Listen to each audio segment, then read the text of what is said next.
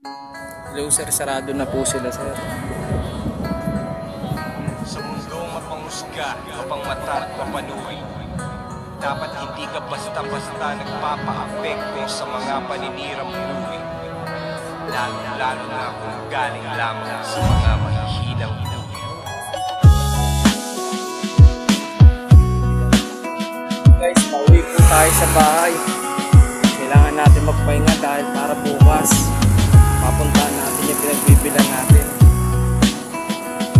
Ito ang mga gamit ko para magawa yung cellphone dun sa Valenzuela.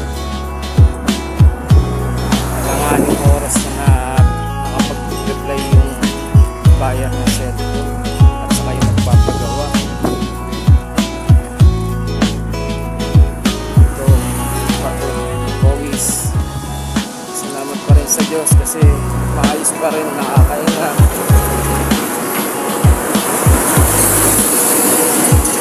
Kasabihan nga tayo, walang trabaho hindi pinagpapawisan. Ang mahalaga, ano man ang mangyari, magpasalamat tayo sa Panginoon Diyos at magawa natin na maayos ang mga trabaho natin. Mabigyan pa tayo ng magandang kinabukasan pag-isip natin. Kaya kayo guys, sipag lang palagi, pagtiwala sa inyo sa sarili.